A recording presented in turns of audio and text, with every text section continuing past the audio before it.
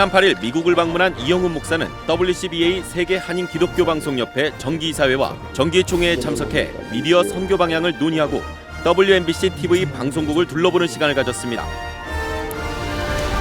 또한 초대교회 신앙을 되새기기 위해 마련된 종교개혁 500주년 기념 연합성회가 이영훈 목사를 강사로 개최됐습니다. 첫째, 우리가 주목해야 될 내용이 우리의 사역은 제자 삼는 사역이 되어야 한다는 것입니다. 오늘날 교회에 교인이 많고 신자가 많은데 제자가 적다 말합니다. 교인, 마당교인. 그래서 만들어낸 영화가 철치한, 크리스찬이 아니라 철치한, 교회 마당만 밟고 왔다 갔다 하는 이 철치한들이 많이 생겼다. 그래서 한국교회 교인의 증가가 멈춰 있고 교회 간에 왔다 갔다 이동하는 이동교인 숫자만 있고 실제로 새로 예수를 믿고 거듭나는 숫자가 적다. 이 교인이라고 하는 것은 구원의 확신도 없이 왔다 갔다 하는 사람이고 그 다음 단계가 신자인데 빌리버인데 예수를 믿긴 하지만 믿음이 깊지 못해서 쉽게 시험에 들고 낙심하고 섭섭함이 들어오면 예배도 안 나오고 아무것도 아닌데 원망과 불평을 하고 이 교회 저 교회를 옮겨 다니고 이것이 오늘날 우리 신앙인들의 현주소라고 생각합니다.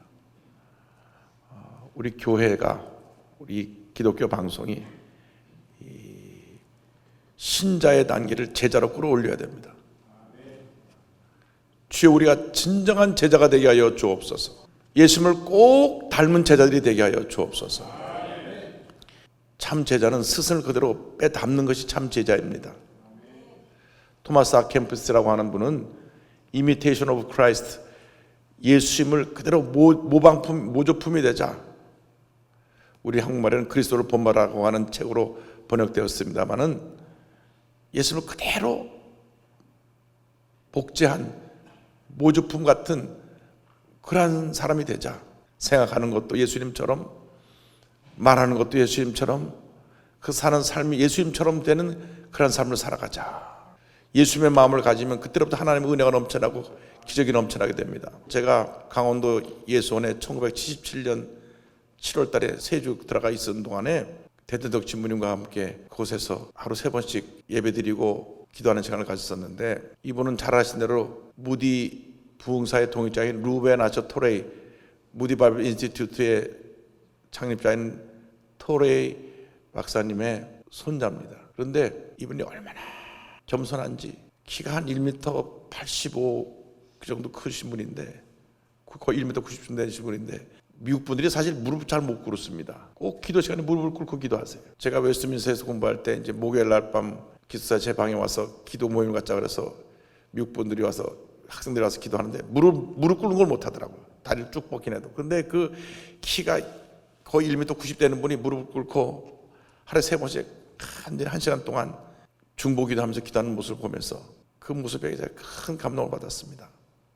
원래 한국의 성공의 신학교 학장으로 와 있는데 하나님이 내가 너한테 여기 학장으로 부른 거 아니라 한국의 소외된 사람을 섬기라고 너를 불렀다. 그래서 당시 3일 길을 걸어 들어가서 강원도 정선 땅에 그곳에 들어가서 산속에 가장 소외되고 힘들고 어렵고 사회에 관심을 갖지 않은 그 사람들을 섬기면서 평생 사셨습니다. 약 50년 가까이 47년 동안 산속에서 나오질 않으시고 그들을 섬기셨어요. 해외에 나가서 많은 구제품을 갖고 오면 가져와서 다 나눠주시고 본인이 갖고 있는 것은 신부복하고 일반 옷 한 복하고 그다음에 작업복 한 벌 전부입니다. 갖고 오면 다 나눠주시고 자기 딸은 산골 학교에 보내니까 산골 아이들이 처음으로 서양 사람 보니까 신기해갖고 머리도 잡아다니고 옆에 아이를 찔러도 보고 그렇잖아요. 한국 사람이 서양 사람 아이를 봤을 때 얼마나 인형 같겠습니까? 머리는 노랗지 눈은 파랗지 하니까 아이가 매일 학교 가서 울고 왔습니다. 그런데 그 딸이 자라서 버지니아 살 때 내가 한번 통화를 했는데 한국 사람 같아요. 전혀 영어 억양이 없습니다. 내가 대전적 신문 찾으니까 우리 아빠요 그러더라고. 아, 그 따님이시구나. 완전히 한국말을 한국 사람처럼 하더라고요. 그렇게 한국 사람들을 섬기다 가셨어요. 제가 어느 날 무릎 꿇고 기도하고 제가 뒤에서 신부님을 뵀는데 양말이 구멍이 나 있더라고요. 그래서 이제 눈물이 났습니다. 정말 예수님처럼 살다 가신 분, 가진 것을 다 나눠주고 본인은 구멍난 양말을 신고 그렇게 산골에서 가난하고 헐벗고 굶주린 한국 사람을 섬기다 가시는 그분을 기억을 합니다. 지금 그 아들인 벤 토로이 목사님이 다시 예수원을 맡아서 사역을 하고 계신데 77년도 제가 갈 때만 해도 하루에 딱 한 번밖에 버스가 없었어요. 그러니까 그런 그 깊은 산골, 병원이 없습니다. 병원이 없으니까 환자가 생기면은 산 넘어서 산을 넘어가지고 몇 시간 걸려야 시내로 나가는 그런 깊은 산골 들어가서 평생 동안 사역을 하셨는데, 저는 제자가 무언가에 대해서 그때 다시 한번 깊이 생각해 보았습니다. 제자는 삶이다. 삶. 제자는 이론이 아니다. 많은 사람들이 많은 제자 훈련, 제자에 대한 책들이 많은데 이론에는 우리가 바닥한 것 같아요. 그리고 우리 한국교회 제자 훈련은 너무나 이론 중심으로 갔습니다. 성경 공부를 잘하면 제자 훈련이라고 생각하는데 그것은 아닙니다. 그것은 기본이고 진정한 제자는 그 삶이라고 생각합니다. 예수님처럼 사는 삶. 우리들이 가장 큰 문제가 뭐냐? 예수님 같지 않기 때문에 당신 예수 믿어? 이런 말을 듣는단 말이죠. 교단 총회 때가 보면 목사님들 모인 자리가 많나? 소리를 지르고 의장하고 회의 때마다 발언하고, 보통 때는 그 열심 갖고 전도했던 얼마나 교회가 부흥할까요?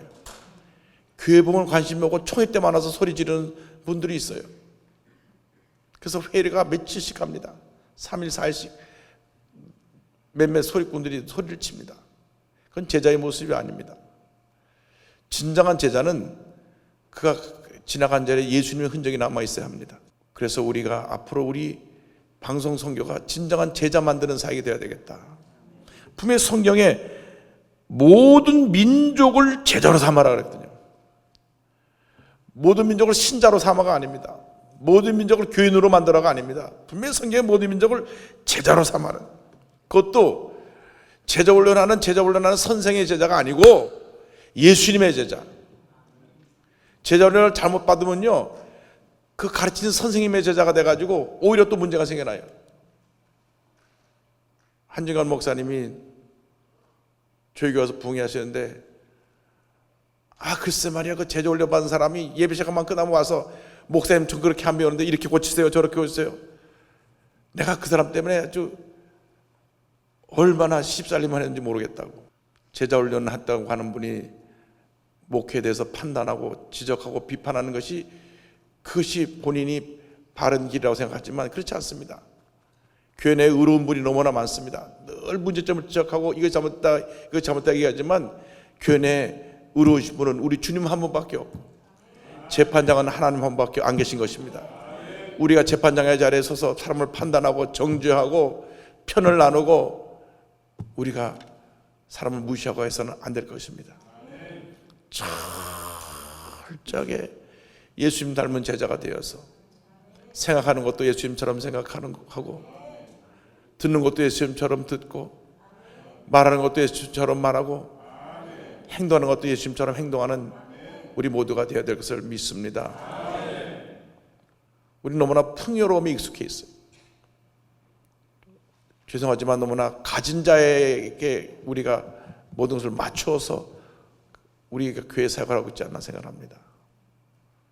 이제 교회가 조금 더 관심을 돌려서 소외되고 병들고 문제 있고 장애를 가지고 사는 분들, 또 홀로 사는 분들, 깨어진 가정의 자녀들, 미국에서 비자 문제가 해결되지 않아서 신분이 불안정해서 고통당하고 있는 분들, 이런 분들에 대한 관심을 가지고 우리가 성경의 복음을 보인다면 그리스도의 복음이 더 넓게 깊게 증거되지 않겠는가, 그런 생각을 합니다.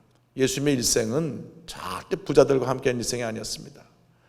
권력자들과 함께한 일생이 아니었습니다. 당시 버려진 사람들, 소외된 사람들, 상처 입은 사람들, 무시당한 사람들, 그분들이 예수님의 친구였습니다. 그러므로 오늘 우리가 꼭 해야 될 것은 제자의 삶, 그것이 바로 우리의 사역의 중심이 되어야 된다고 하는 것입니다. 둘째로 말씀의 생활화를 이루는 사역이 되어야 합니다. 철저하게 말씀 중심의 삶을 살아야 합니다. 말씀에서 한 치도 옆으로 벗어나면 안 됩니다. 철저하게 우리의 사역은 첫째도 말씀이고 둘째도 말씀이고 마지막도 말씀입니다. 교회 최고의 권위는 말씀인 것입니다. 하나님의 절대 주권을 인정하고 이 말씀에 사로잡혀야만 우리가 균형 있는 사역을 할 수가 있습니다. 많은 사람들이 말씀의 중요성을 알면서도 말씀을 삶에 실천하지 않기 때문에 그렇게 많은 문제가 생긴 것입니다. 돈을 사랑함이 일만하게 뿌리라고 했는데 500년 전에 왜 종교개혁이 일어났느냐, 많은 얘기를 합니다. 그 마르틴 루터가 당시 오직 믿음으로를 강조하고 행위를 플러스했기 때문에 종교개혁이 일어났다. 그래서 오직 믿음으로, 오직 성경으로, 오직 은혜로, 오직 하나님께 영광을 주장했다고 하는데 95개조 항목을 한번 찾아서 보시기 바랍니다. 상당수가요 돈 얘기입니다.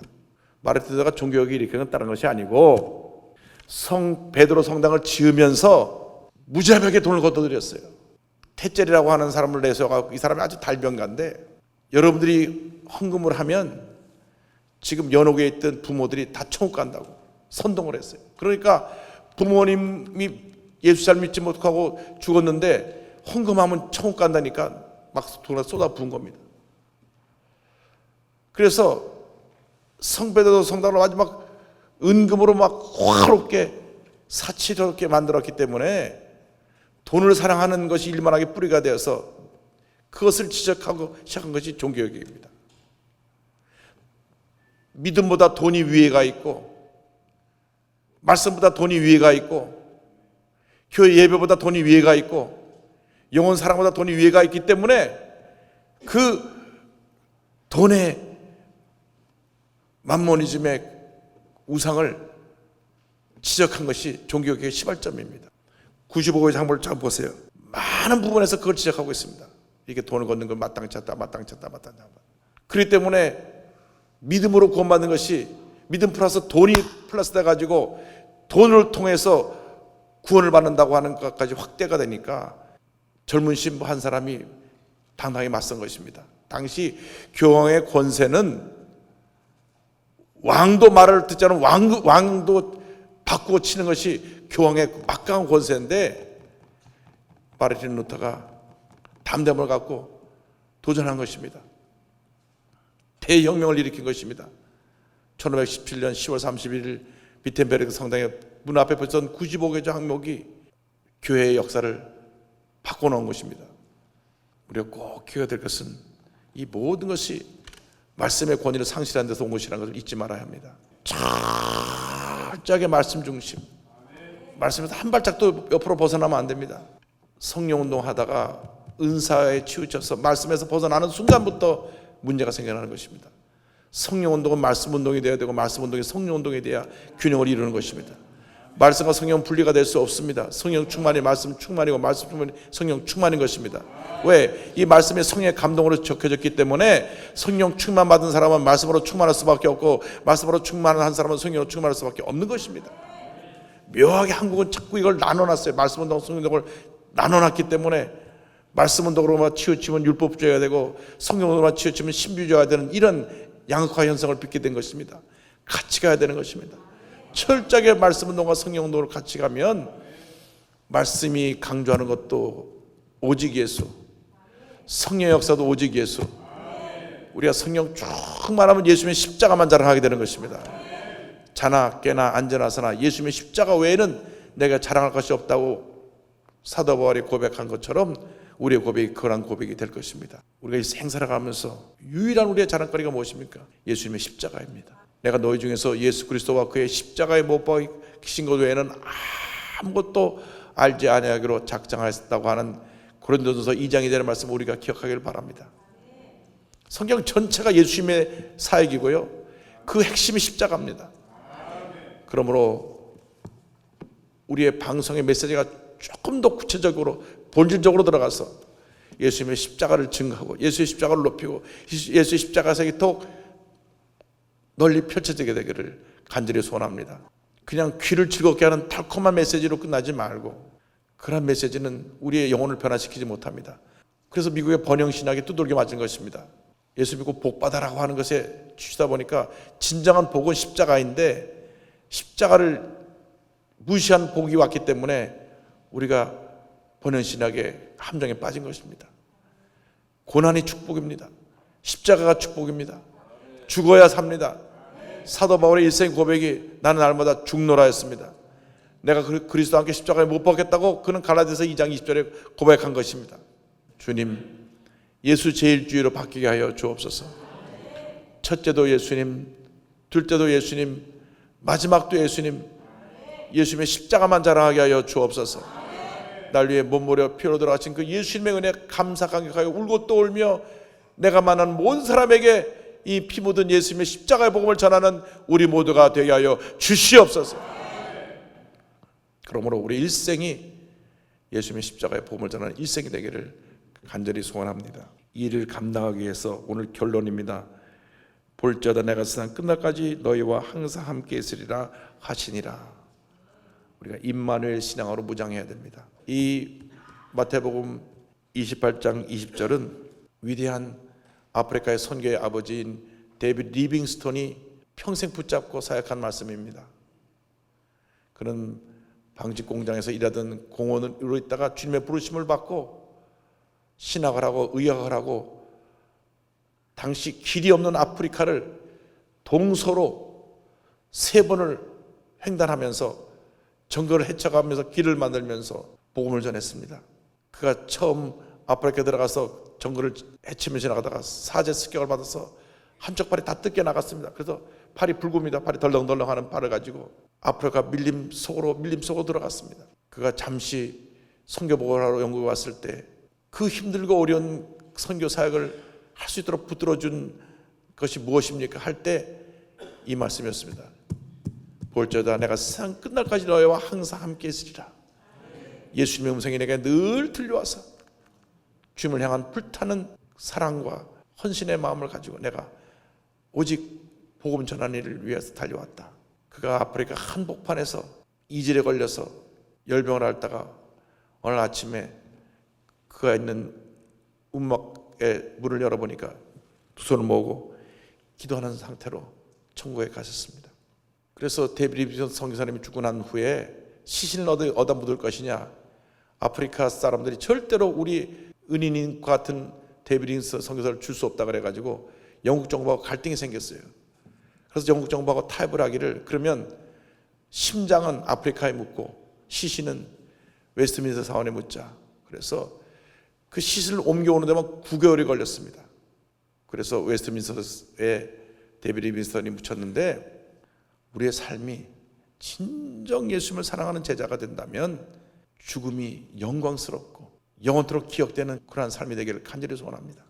데이빗 리빙스턴과 함께 하신 예수님이 지금 우리와 함께하고 계십니다. 볼지어다 내가 세상 끝날까지 너희와 항상 함께 있으리라. 어떠한 문제도 어려움도 고난도 그것은 우리에게 주님을 섬기는 일을 가로막는 장애물이 될 수가 없습니다. 주님이 함께하고 계시기 때문입니다. 오히려 주님은 우리가 힘들고 어려울 때 더 가까이 계셔서 우리를 붙들어주고 큰 역사를 이루셨던 것을 알 수 있습니다.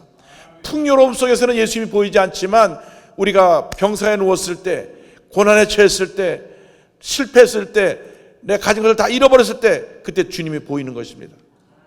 그러므로 우리가 첫사랑을 회복하고 십자가 신앙을 회복하고 이제 남은 여생 정말 우리 중에 가장 기뻐하시는 이 십자가의 복음을 증거하는 일을 위해서 우리 모두가 최선을 다해줄 것을 간곡히 부탁드립니다. 우리 오늘 3가지를 기억합니다. 첫째로, 제자는 삶이다. 우리 삶이 예수님처럼 되게 하여 주옵소서. 예수님처럼 낮아지고 겸손하고 섬기는 삶을 살게 하여 주옵소서.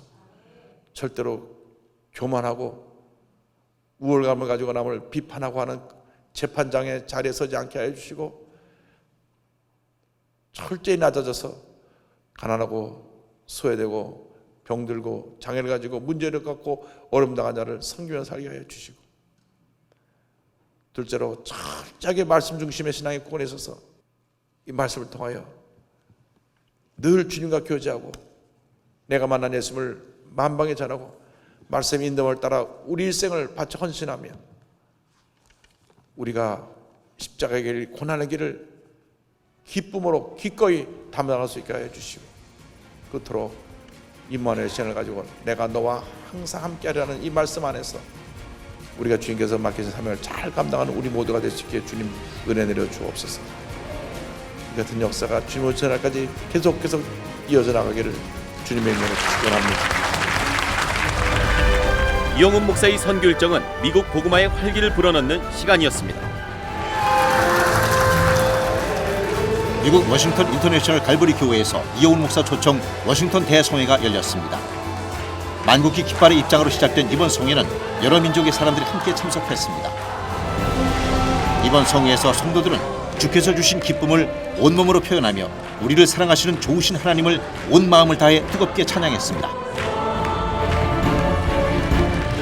예수님께서 또 이 지역을 사랑하시고 또 저와 여러분을 사랑하사 이렇게 주님이 쓰시는 귀한 종을 저에게 보내주신 것을 다시 한번 하나님께 감사드립니다.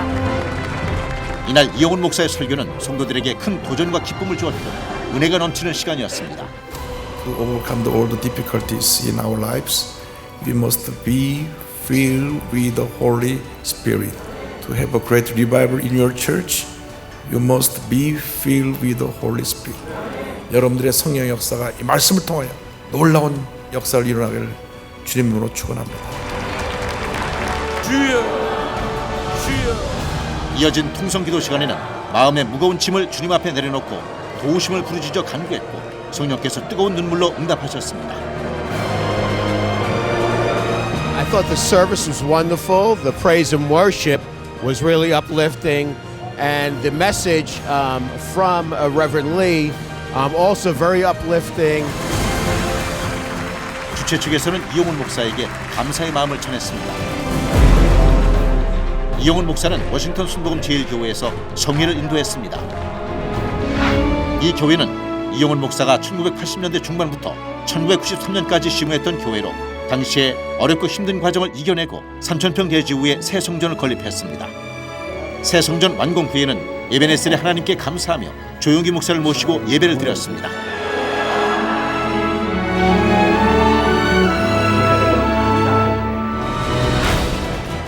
이런 추억을 간직하고 있는 성도들은 이영훈 목사의 25년 만의 방문을 크게 기뻐하며 환영했습니다. 이제는 백발 노인이 되어버린 성도들과의 재회는 가슴 뭉클한 감동이었습니다. 또한 당시 의학적으로 불임 선고를 받았던 성도가 귀한 자녀를 얻었다는 소식도 들을 수 있었습니다. 23년 만에 우리 이기성 장로님이 기도하고 낳은 딸입니다. 아주 믿음도 좋고 성격도 좋고. 이윽고 성회가 시작됐고 25년 만에 이영훈 목사와 함께 예배드리는 성도들은 기쁘고 설레는 마음에 기쁨의 찬양을 드렸습니다. 25년 만에 목사님 돌아오셨습니다. 여러분, 목사님 소개하겠습니다. 우리 삶의 가장 큰 기쁨이 복음을 전하는 것이 되고 죽어가는 생명을 살리는 것이 되어야 될 것입니다. 있는 힘을 다하여 복음을 전하는 모든 노력을 기울일 때 하나님께서 교회도 성장하게 만들어주시고 성도의 삶에도 큰 은혜와 축복을 주시고 주님 기뻐하신 일을 감당하는 복된 교회로 만들어 주실 것입니다. 주여, 주여. 설교 후에는 주의 이름을 3번 크게 부르며 이민 생활의 고단함을 모두 주님께 맡겼습니다. 먼 이국 땅에서 하나님께 부르짖는 기도는 더욱 간절했고 우리가 기도할 때 하나님은 눈물로 응답하셨고 삶 가운데 좋은 일로 응답하셨습니다. 목사님 오셔서 너무너무 반갑고 너무너무 은혜가 많고 정말로 너무너무 오랫동안 보고 싶고 기다려왔던 목사님입니다. 미국의 중심 워싱턴에서 펼쳐진 이번 이영훈 목사의 선교 여정 가운데는 늘 성령님이 함께하셨고 놀라운 하나님의 은혜가 가득했습니다. 또한 미국 목회자들과 만남을 갖고 회의를 하는 등 바쁜 선교 일정을 통해 미국 선교에 대한 비전을 나누고 주께서 주시는 거룩한 꿈을 세워나갔습니다. 이처럼 우리 교회가 세계를 향한 복음 전파에 매진할 수 있도록 언제나 끊임없는 기도와 관심으로 성원해 주신 성도 여러분 감사합니다.